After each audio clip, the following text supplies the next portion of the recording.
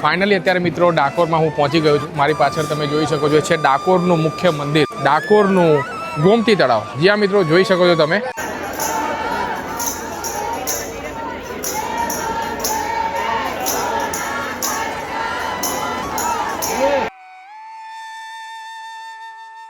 જય રણછોડ જય રણછોડ જય રણછોડ। તો ફાઇનલી અત્યારે મિત્રો ડાકોરમાં હું પહોંચી ગયો છું। મારી પાછળ તમે જોઈ શકો છો છે ડાકોરનું મુખ્ય મંદિર।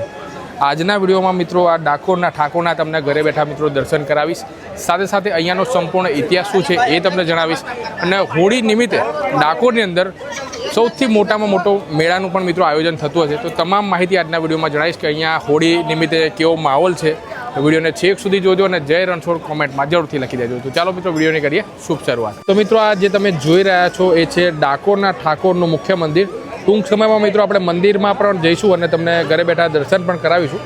મંદિરથી એક્ઝેક્ટ થોડા તમે આગળ આવશો તો અહીંયા આવી જશે બાપાલાલ ગોમતીલાલ ઘાટ ગોટાવાળા। તો અહીંયાના પ્રખ્યાત ગોટા છે, તો ખાવાનું તમે અચૂકથી ના ભૂલતા। અને આ બાજુ એક મહાદેવનું પ્રાચીન મંદિર આવેલ છે, સિદ્ધનાથ મહાદેવ। તો અહીંયા તમે દર્શન કરી શકો છો। એક મંદિર અહીંયા છે સિદ્ધિ વિનાયક મંદિર, અહીંયા પણ તમે દર્શન કરી શકો છો। અને કોઈની અલગ અલગ બાધા માનતા રાખતા હોય છે, તો આ પ્રમાણે અહીંયા તમે જોઈ શકો છો બાધા તુલા કરવા માટે આ છે। અને આખો 360 વ્યૂ કંઈક આ પ્રમાણેનો આખો જોવા આપણને મળે છે। મંદિર અહીંયા છે, અહીંયાથી આપણે ચાલતા ચાલતા અહીંયા આવ્યા છે। અને અહીંયાથી થોડા આગળ જઈશું તો આવી જશે શ્રી રામેશ્વર મહાદેવનું એક પ્રાચીન મંદિર છે, તો અહીંયા પણ તમે દર્શન કરી શકો છો। મંદિરથી આખો આ ચોક વિશાળ અહીંયા ચોક છે કે જ્યાં બધા ભાવિ ભક્તો દર્શને આવ્યા છે। અને આ તમે જોઈ શકો છો આ છે રામેશ્વર મહાદેવનું પ્રાચીન મંદિર। અને એની એક્ઝેક્ટ થોડા તમે આગળ આવશો તો અહીંયા આવી જશે ડાકોરનું ગોમતી તળાવ। જ્યાં મિત્રો જોઈ શકો છો તમે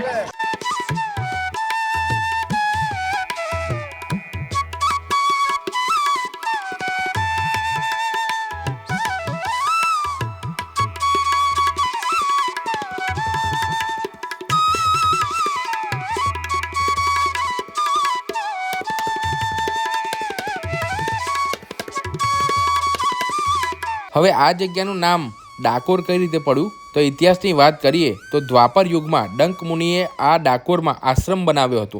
તે જમાનામાં ડાકોર ખાખર્યું વન હતું, પરંતુ ડંક મુનિએ તપ કરીને ભગવાન શંકરને પ્રસન્ન કર્યા। ભગવાને ડંક મુનિને આશીર્વાદ આપ્યા કે કૃષ્ણ ભગવાન અહીં આવશે અને પોતે ડંકેશ્વર નામે લિંગ સ્વરૂપે અહીં રહેશે। આજે પણ ગોમતી કિનારે ડંકેશ્વર મહાદેવ છે, જે એ બાબતની સાક્ષી પુરાવે છે। આ જ ડંક મુનિએ મંદિર પાસે નાનો કુંડ બનાવ્યો હતો, જેમાં પશુ પક્ષી નિર્ભીકપણે પાણી પીતા હતા। એકવાર ભગવાન શ્રી કૃષ્ણ અને ભીમ પ્રસંગોપાત ડંક મુનિના આશ્રમ પાસેથી પસાર થતા હતા, ત્યારે ભીમને તરસ લાગતા આ કુંડમાંથી પાણી પીધું અને ઝાડ નીચે વિશ્રામ કરતો હતો। અચાનક વિચાર આવ્યો કે આટલા સુંદર જળનો કુંડ જો મોટો હોય તો ઘણાને પાણી સુગમતાથી મળી રહે। તેથી તેમણે ગદાના એક જ પ્રહારથી કુંડ 999 વીઘા મોટો કર્યો। આ જ કુંડ આજે ગોમતીના નામે ઓળખાય છે। વર્ષો વીતતા ગોમતી કુંડ અને ડંકેશ્વર મહાદેવ મંદિર આસપાસ લોકો આવીને વસ્યા અને પહેલાં ડંકપુર અને ત્યારબાદ આ જગ્યાનું નામ ડાકોર પડ્યું। હવે જો મિત્રો તમે ડાકોર દર્શને આવો છો તો આ જગ્યાએ દર્શન કરવાનું ભૂલતા નહીં। તે જગ્યા મિત્રો આવેલી છે ડાકોરના ગોમતી તળાવ વચ્ચે, જ્યાં મિત્રો ભક્ત બોડાણાએ પ્રભુને દ્વારિકાથી લાવીને અહીંયા પાણીમાં સંતાડ્યા હતા।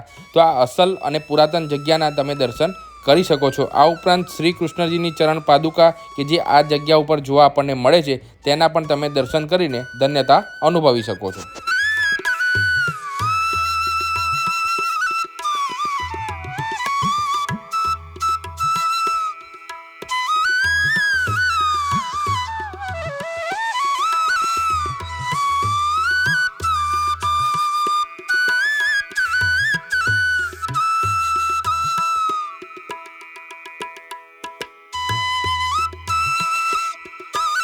તો મિત્રો આ જે તમે જોઈ રહ્યા છો એ છે મુખ્ય પ્રવેશ દ્વાર।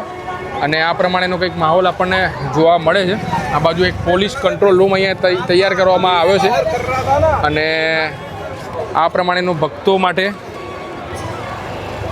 સુંદર મજાની વ્યવસ્થા કરેલી છે। તો આ રસ્તા માટે હવે અંદર જઈએ છીએ અને મંદિરમાં તમને દર્શન કરાવીએ છીએ।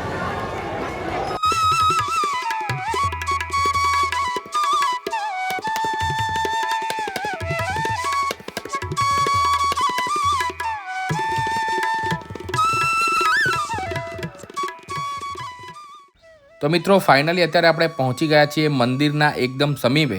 આ પ્રસિદ્ધ મંદિર ડાકોરમાં દર પૂનમે મેળો ભરાય છે. ઘણા લોકો આ દિવસે આવીને શ્રદ્ધાથી ઈશ્વરની પૂજા કરે છે. કેટલાક લોકો તો ખુશીથી અથવા તો તેમની માનતા પૂરી કરવા માટે પગે ચાલીને દૂર દૂરથી આવે છે અને ઈશ્વરના દર્શન કરે છે. અહીંયાના મંદિરમાં લોકો પ્રસાદના સ્વરૂપે ભગવાનને માખણ, મિશ્રી અને મગસ ચડાવે છે. કૃષ્ણ ભગવાનને ગાયો ખૂબ જ વહાલી હતી, એટલે અહીં લોકો દૂર દૂરથી દર્શને આવે છે. ત્યારે ગાયોને પણ ઘાસ ખવડાવીને પુણ્ય કમાય છે. તો ફાઇનલી મિત્રો, જે સમયની આપણે આતુરતાથી રાહ જોઈ રહ્યા હતા તે સમય આવી ગયો છે અને ડાકોરના ઠાકોરના તમે ઘરે બેઠા વર્ચ્યુઅલી માધ્યમથી મિત્રો દર્શન કરી શકો છો. તો કોમેન્ટમાં જય રણછોડ, જય રણછોડ, જય રણછોડ ચોક્કસથી લખી દેજો. અને ડાકોરમાં અત્યારે મિત્રો આ પ્રમાણેનો માહોલ આપણને કંઈક જોવા મળે છે.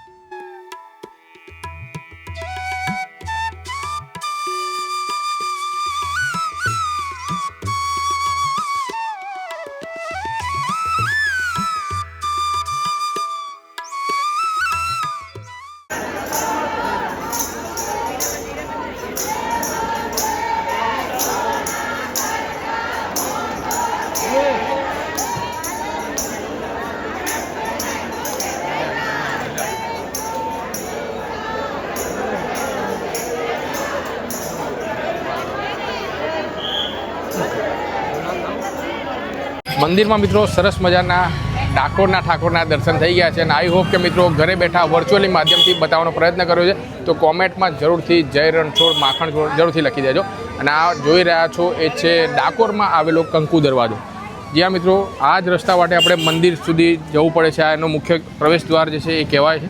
અને આ રસ્તા માટે આપણે ધીમે ધીમે થોડા આગળ જઈશું તો જે ડાકોરનું જે પ્રખ્યાત જે માર્કેટ આવેલું છે, જે તમે જોઈ શકો છો કે જ્યાં તમે આ પ્રમાણેની બધી જ સામગ્રી જે જ્વેલરીની છે, ત્યારબાદ માળા છે, કંકુ છે, ચંદન છે, ત્યારબાદ છોકરાઓ માટેના જે રમકડા છે, ભગવાનના જે આભૂષણો છે, કાન્હાજીના વસ્ત્રો, બધી જ વસ્તુ તમે અહીંયાથી લઈ શકો છો, જોઈ શકો છો. વિશાળ માર્કેટ છે.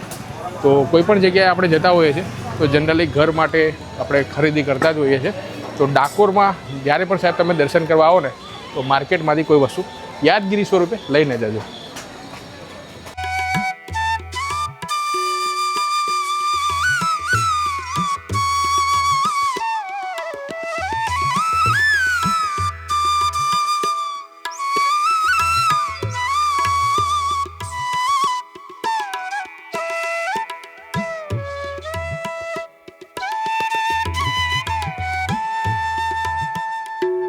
અને આજે થઈ ગઈ છે મિત્રો 12 અને અત્યારે સમયની વાત કરું ને તો એક્ઝેક્ટલી 11 વાગ્યા જેટલો સમય થઈ ગયો છે. અને અત્યારે તમે જોઈ શકો છો ડાકોરની અંદર ધીમે ધીમે ભક્તોની ભીડ હવે વધવા લાગી છે.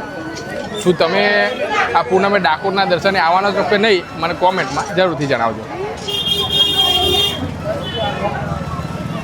ડાકોરમાં મુખ્ય મંદિર આસપાસ ઘણા મોટા નાના મોટા મંદિરો આવેલા છે. તો ત્યાં પણ તમે દર્શન કરવા જઈ શકો છો.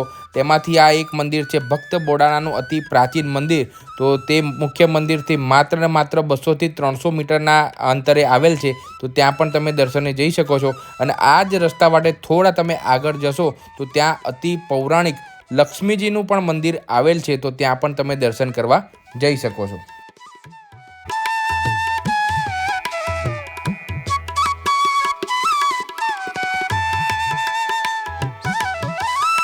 તો આ હતો મિત્રો આજનો વિડીયો. કોમેન્ટમાં જય રણછોડ ચોક્કસથી લખી દેજો. અને આ વિડીયો તમામ ભક્તો સાથે શેર કરવાનું ભૂલતા નહીં. જય રણછોડ, માખણ છોડ.